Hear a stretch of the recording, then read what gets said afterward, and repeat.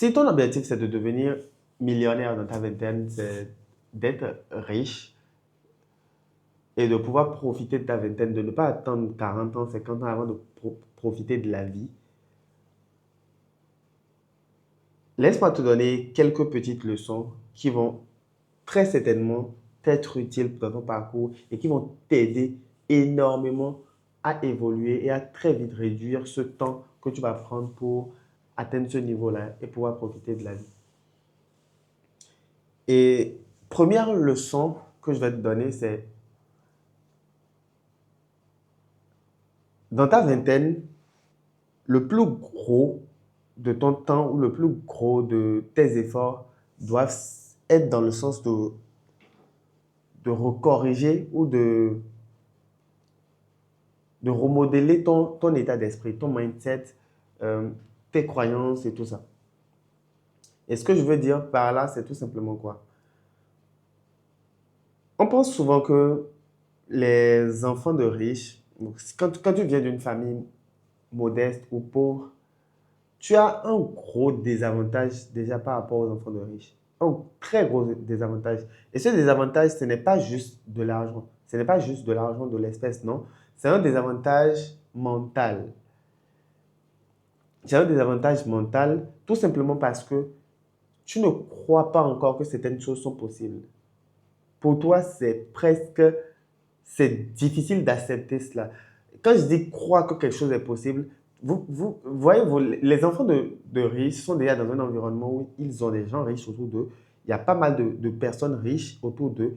Ils traînent avec des enfants de riches comme eux. Donc, un certain montant, un certain niveau d'argent, c'est juste la normale pour eux.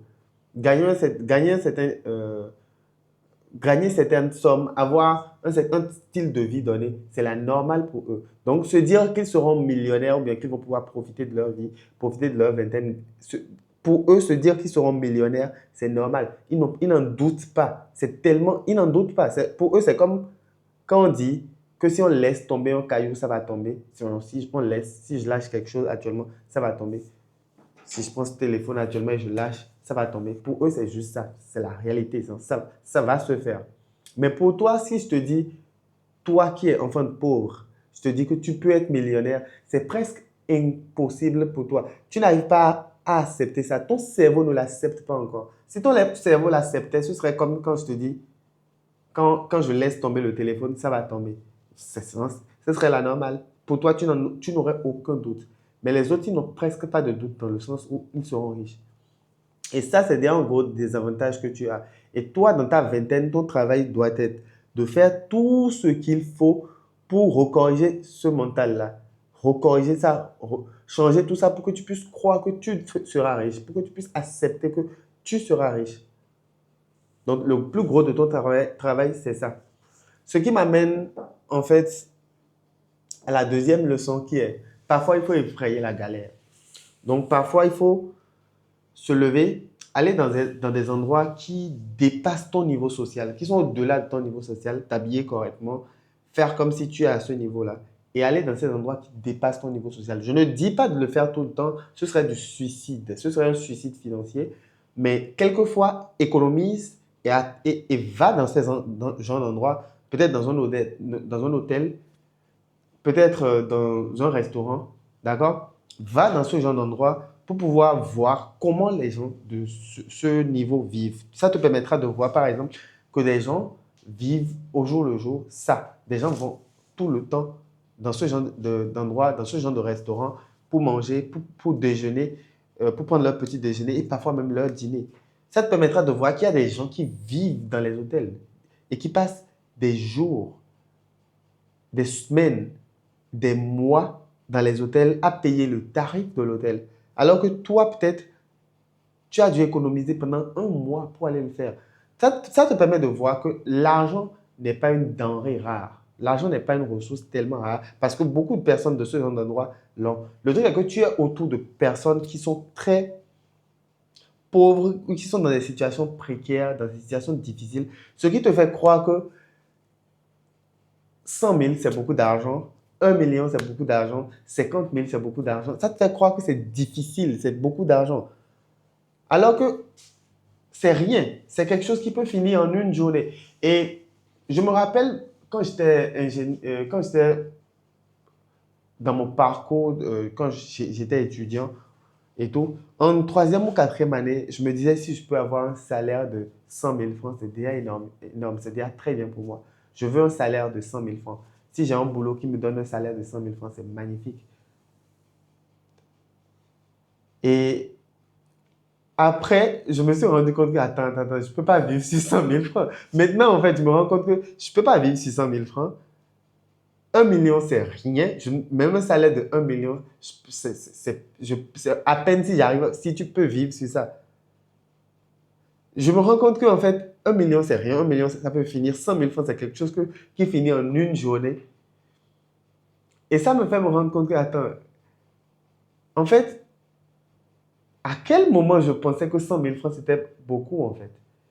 Et le problème, c'est que la plupart d'entre vous qui êtes là actuellement, pour vous, 100 000 francs, 200 000 francs, 1 million, 500 000, 2 millions, c'est beaucoup d'argent. En fait, si on peut si vous vous dites actuellement que si vous avez un salaire de 2 millions, c'est fini. En fait, moi, je suis à l'aise si j'ai ce salaire. Mais en réalité, c'est rien. Et vous n'arrivez pas encore à accepter que c'est rien. Et ce n'est qu'en vivant ou en étant à côté de personnes qui trouvent que c'est rien, que vous allez réaliser que oui, c'est rien, effectivement. Ce n'est qu'en allant dans ce genre d'endroit où les gens vident 100 000 francs ou vident, où cet argent n'est rien, que vous allez comprendre que effectivement c'est rien et que oui, vous pouvez avoir plus.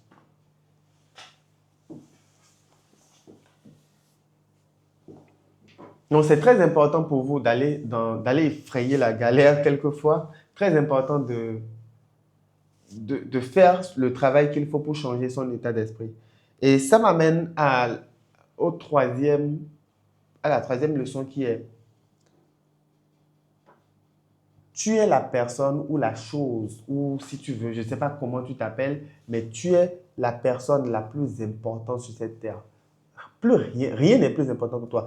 Pas même ton enfant, pas même ton père. Rien n'est plus important que toi. Et quand tu comprends que rien n'est plus important que toi, tout simplement parce que c'est toi qui dois faire le travail qu'il faut pour obtenir le niveau de richesse que tu veux. C'est toi qui es là, qui dois avoir le niveau de richesse là. Tu comprends que c'est toi qui dois changer. C'est toi qui dois obtenir un maximum de connaissances. C'est toi qui dois mériter cette richesse. Et quand tu sais que rien n'est plus important que toi, rien ne vaut plus que toi, tu comprends que tu peux tout miser sur toi. Genre, tout ce que tu as actuellement comme argent, mise le tout sur toi-même. Je ne sais pas si tu comprends. Mais quand je dis mise le tout sur toi-même, je ne dis pas d'aller tout claquer, d'aller tout dépenser. Non. Mais investis le tout sur toi-même. Quand je dis sur toi-même, c'est pour obtenir plus de connaissances, pour te former, pour aller peut-être dans ces endroits, pas tout le temps, ne vide pas tout. Fais des économies, comme on le dit, et tout.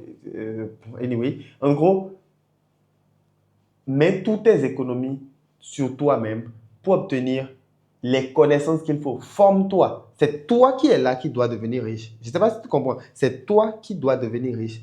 Ce n'est pas les gens qui vont te rendre riche. C'est toi qui dois devenir riche. Et pour devenir riche, il faut que tu aies certaines informations que tu n'avais pas. Il faut que tu comprennes certaines choses que tu ne comprenais pas. Il faut que certaines choses changent. Il faut que toi, ton mental change. Donc, tout ce que tu as actuellement et que tu penses comme argent, que tu penses que c'est économique, tout ce que tu as actuellement, remets tout sur toi. Réinvestis tout sur toi pour te former, pour t'entourer de personnes qui vont changer ton mental, pour t'entourer de personnes qui sont au-delà du niveau où tu es. Comme ça, tu comprendras, tu verras que c'est normal d'être à ce niveau et tu pourras plus facilement atteindre cet objectif-là. Réinvestis tout ce que tu gagnes actuellement sur toi-même. Parce qu'aucun investissement ne sera plus rentable que ça actuellement. Aucune économie ne pourra te rapporter plus que ça, ne pourra te permettre d'obtenir plus que ça. En gros, si tu investis, tu te dis actuellement que tu vas investir dans un business, dans ta vingtaine, tu n'as pas à investir quand je dis dans un business, je te dis, voilà, je serai investisseur, je vais investir en bourse, c'est des conneries. et tout, dans ta vingtaine, c'est des conneries. Tu n'as pas l'argent qu'il faut pour fructifier l'argent. Donc, donc, tout ce que tu as fait actuellement, prends l'argent, remets sur toi. Pas pour t'habiller, non. Pas pour t'habiller, pas pour montrer la belle vie, non. Mais plutôt pour connaître plus. Parce que simplement, ceux qui ont plus d'argent que toi ont plus de savoir que toi. Ceux qui ont plus d'argent que toi ont plus d'informations que toi, ont des informations que tu n'as pas. Et quand on n'a pas, quand on n'a pas encore développé le mental qu'il faut, on ne s'en rend pas compte. En fait, on prend l'habitude de juger les riches, de juste trouver qu'en fait, ils ont. En fait, de s'éloigner des riches. Quand on est pauvre, certaines personnes prennent l'habitude de s'éloigner des riches, de trouver que le riche est mauvais, au lieu d'aller vers le riche pour obtenir l'information, pour obtenir ce qu'il fait de plus que toi. Et en gros, investis en toi-même, remets tout ton argent sur toi pour apprendre, acquérir plus de connaissances et être la personne là qui mérite d'avoir la richesse et être la personne là qui pourra acquérir la richesse plus rapidement. Ce qui m'amène maintenant à quoi? Oui, tu obtiens l'information, oui, tu achètes des formations, oui, tu fais tout ce qu'il faut. Maintenant, passe à l'action, applique. Une action imparfaite vaut mieux que attendre 10 ans pour une action parfaite. Une action imparfaite, c'est tout ce qu'il te faut. Passer à l'action. En gros, passe à l'action. Rien n'est plus important que ça. Tant que tu ne passes pas à l'action, l'information ne te sert à rien. Tant que tu ne passes pas à l'action, tu n'apprends rien. Si on ne t'avait pas fait faire des calculs quand tu étais petit, tu ne serais pas bon en calcul. Oh, j'ai même un exemple très bien pour illustrer ça. Si tu n'avais pas, je ne sais pas si vous avez, si pour certaines personnes ici, moi quand j'étais petit, j'ai eu à côtoyer des gens qui avaient des boutiques. Et quand un enfant n'a pas beaucoup traité avec de l'argent, en fait, avant de pouvoir très rapidement donner la monnaie, je sais pas moi, quand on te dit de donner la monnaie, les gens achètent ceci, ça fait, tu dois prendre monnaie combien, et on donne la monnaie, tout ça. Plus tu t'exerces, plus tu vends, peut-être tu aides ta maman à vendre, plus tu vois que c'est plus facile pour toi de donner la monnaie, de dire quelle est la monnaie qui reste facilement, comparé à quelqu'un qui n'a pas l'habitude de ça. Donc, en gros, c'est plus tu fais des calculs, plus c'est plus facile pour toi de faire des calculs. Plus tu appliques, plus tu apprends. Donc, c'est quand tu appliques que tu apprends. On n'apprend jamais en lisant et tout ça. Je me rappelle, il y a quelques années, je voulais apprendre la négociation. Parce que oui, d'ailleurs, vous devrez le faire. Vous devez aussi apprendre la négociation. Il y a quelques années, mon objectif, c'était d'apprendre à négocier. C'était d'apprendre à négocier dans ce sens où je sais que si je vais atteindre un certain niveau de richesse, lorsque je vais atteindre un certain niveau de richesse, j'aurai à négocier des deals. J'aurai à discuter avec certaines personnes pour des deals, pour pouvoir obtenir, pour négocier certaines choses. D'ailleurs, même si je ne le suis pas, chaque jour, je vais peut-être au marché et j'achète des choses et je négocie avec le vendeur. Donc, la négociation, c'est un truc qui est dans votre vie. Donc, vous devrez, si possible, aller apprendre à négocier. Donc, je voulais apprendre à négocier et j'ai acheté un livre dans ce sens pour apprendre à négocier. Ce livre, j'ai lu les informations qu'il y a dedans, j'ai lu pas mal de choses et tout. C'était très intéressant, très enrichissant. Mais après, je suis allé devant un vendeur et j'ai été nul. Je n'ai rien fait. Je n'ai pas pu réussir à négocier correctement. Et je me suis demandé, mais attends, j'ai lu le livre, comment ça se fait? C'est là que j'ai compris que je n'ai juste pas appliqué le livre. J'ai lu et j'ai juste lu, j'ai eu les informations, mais je n'ai pas le réflexe d'appliquer. Du coup, j'ai repris le livre et à chaque endroit ou chaque chose que j'apprenais, j'allais appliquer. Donc, dès que j'apprenais un truc, j'allais appliquer. Et comment j'allais appliquer, c'est dès que je lisais un truc, j'allais voir une bonne dame qui vend des poissons fumés et je négocie le prix du poisson fumé. Ou bien j'allais au marché pour négocier le prix de quelque chose, même si je n'ai pas l'argent, hein, même si je ne veux pas acheter. Personne ne te force à acheter quand tu vas au marché. Quand tu vas au marché, tu n'es pas obligé d'acheter. Donc je négocie le prix des choses dans le marché et au final, je n'achète pas. Ouais, on me crie dessus, mais moi, ça m'a permis d'appliquer mes techniques que j'ai apprises. Donc oui, appliquer.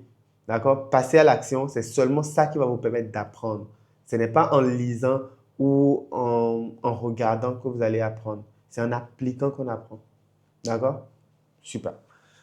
Ce qui m'amène à la prochaine leçon, que je regarde rapidement, c'était quoi la prochaine?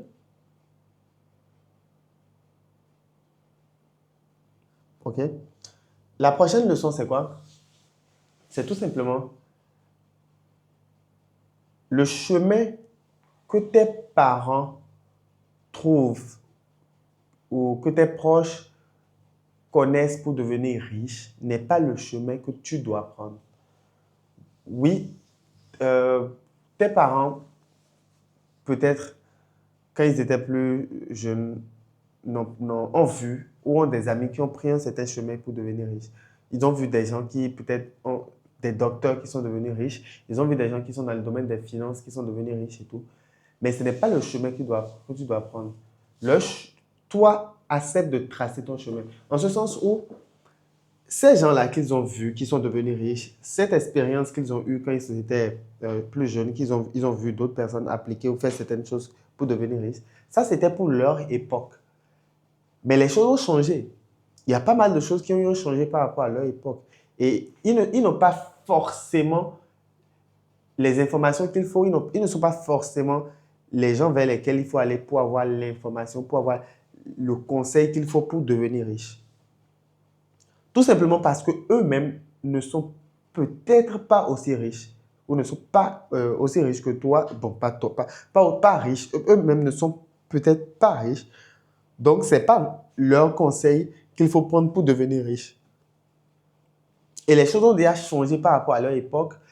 Le monde a eu à évoluer et c'est toi qui comprends un peu le monde dans lequel tu vis actuellement. Donc, n'aie pas peur de prendre le chemin qu'il te faut, le chemin, de tracer ton propre chemin. N'aie pas peur. Moi, j'ai eu la chance d'avoir mon père qui est très compréhensif et tout. Mon père, ce qui est bien, paix à son âme, ce qui est bien avec lui, c'est tant que tu ne touches pas mon argent et tant que tu ne viens pas me demander de l'argent, fais ce qui te plaît. Du moment où ce n'est pas illégal, fais ce qui te plaît. Donc, il ne m'a pas forcé à prendre le parcours d'ingénieur que j'ai eu à prendre, c'est moi-même qui l'ai pris. Et quand j'ai décidé de zapper ça et de ne plus suivre ce parcours, il n'a pas été non plus un frein pour moi. Il ne s'est pas battu contre moi. Il m'a laissé faire mes trucs. Oui, quelquefois, il venait se demander, ah, tu ne vas pas retourner vers là-bas, ça va, tu t'en sors. Il s'inquiétait pour moi. C'est normal, un père s'inquiète, il se demande, un père ou une mère s'inquiète, se demande si mon enfant va s'en sortir. D'accord? C'est tout à fait normal. C'est tout à fait normal. Mais c'est à toi de faire le travail qu'il faut pour t'en sortir malgré tous ces doutes que tu as, malgré tous les doutes que les gens ont et tout autour de toi. Malgré que les gens doutent de toi, c'est à toi de faire l'effort, le maximum qu'il faut pour t'en sortir. Et de prendre un chemin et de suivre ce chemin-là. Donc, comme je le disais, mon père m'a laissé explorer, m'a laissé faire ce que je voulais faire. Il s'inquiétait et tout. Normal. Les parents s'inquiètent pour vous. C'est tout à fait normal. Mais n'oubliez pas que leur inquiétude ne doit pas vous freiner. Leur inquiétude ne doit pas vous faire changer de chemin. Parce que c'est vous qui comprenez beaucoup plus le chemin, la vie dans laquelle vous êtes actuellement. Eux, ils ont de l'expérience. Il y a de l'expérience universelle. Il y a des conseils universels, de l'expérience qu'ils ont au-delà, plus que vous. Mais cette expérience, ce n'est pas dans le sens de gagner peut-être de l'argent. Ou même s'ils l'ont, la nouvelle manière de gagner de l'argent n'est pas celle qu'il y avait avant. Peut-être certains, c'était des politiciens, c'est dans la politique où c'est en allant travailler, en étant fonctionnaire que certains ont fait leur richesse. Mais ce n'est pas ce qu'il y a actuellement. Ce n'est pas ça qui marche actuellement. Les choses ont changé. Les choses ont beaucoup changé et vous savez clairement que les choses ont changé. Toi qui es jeune, tu vois que les choses ont changé. Mais eux continuent de penser que c'est cette méthode-là qui marche encore maintenant et ce n'est pas toujours ça. Ce qui fait que certains enfants se retrouvent piégés dans un chemin que leurs parents ont tracé pour eux. Ce chemin quand même qui peut-être ne donne pas, ne leur permet pas d'atteindre la liberté financière qu'ils souhaitent avoir. Donc n'hésitez pas à tracer à tracer votre propre chemin et ne doutez pas de vous. Dernier élément, c'est il faut que vous compreniez la différence, il faut que tu comprennes la différence entre le prix et le coût. Quand, quand je prends par exemple l'exemple d'un habit, donc il y a un habit qui peut-être te coûte 5 000 francs. Donc pour acheter ça, le prix c'est 5 000 francs, d'accord? Et il y a un autre habit, le prix c'est 10 000 francs.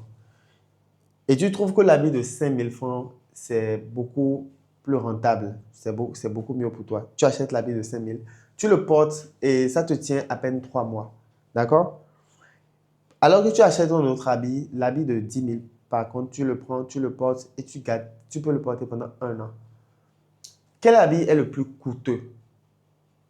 Parmi les deux, quel habit est le plus coûteux? L'habit le plus coûteux n'est pas l'habit de 10 000, mais plutôt l'habit de 5 000. Tout simplement pourquoi? Parce que quand tu prends l'habit de 5 000, ça ne dure que 3 mois.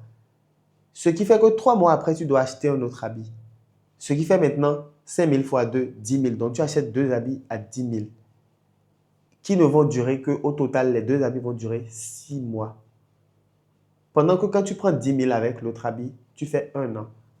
Donc, l'habit le plus coûteux, c'est l'habit le moins cher. Donc, dont le prix est le plus bas. L'habit le plus coûteux, c'est l'habit dont le prix est le plus bas. Et l'habit le moins coûteux, c'est l'habit dont le prix est le plus élevé. Donc, il faut que vous compreniez la différence entre le coût et le prix. Ce qui fait que quand on vous parle, quand peut-être vous arrivez devant une situation, voilà, disons, ça vous permet en fait d'analyser, de vous dire, voilà, je veux acheter peut-être une formation parce que moi, je forme les gens. Vous voulez peut-être acheter une formation et vous trouvez quelqu'un qui vend une formation moins chère et vous voyez quelqu'un d'autre qui vend euh, une autre formation plus chère. Non,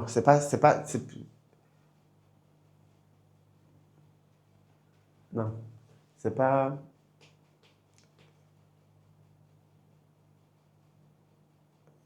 ouais, je vais évoluer avec cet exemple. Donc, vous trouvez quelqu'un qui vend moins cher, une autre personne qui vend plus cher. Et quand vous comparez, mais pour réellement savoir, laquelle des formations sera le plus coûteux, il faut que vous essayez d'analyser le contenu, ce qui est proposé, ce que vous allez obtenir, d'accord, dans la formation.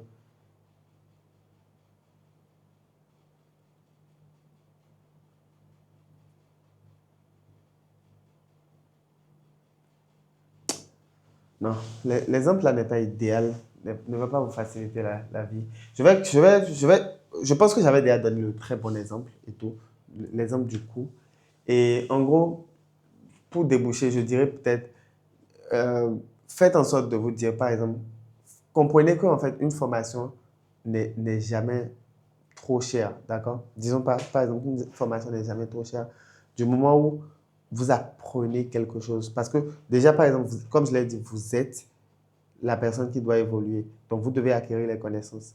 Du coup, si vous devez payer pour ces connaissances-là, vous devez faire en sorte d'avoir ces connaissances-là.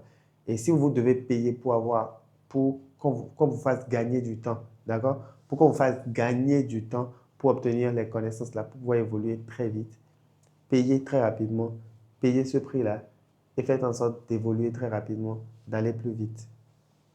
D'accord? Sinon, ça vous coûtera plus cher dans l'avenir parce que au bout de quelques mois, vous n'aurez pas les connaissances là et vous aurez encore perdu beaucoup plus de temps, non seulement du temps, mais peut-être aussi de l'argent parce que vous trouvez que la formation coûte cher. Alors qu'en réalité, ce n'est pas cher. Le fait de ne pas prendre la formation vous coûte encore plus cher. Je pense que j'en ai fini. J'espère que ces leçons-là vont pouvoir vous servir et que vous allez pouvoir profiter de cela et que ça va vous permettre de réduire le temps que vous allez prendre pour atteindre la liberté financière et tout.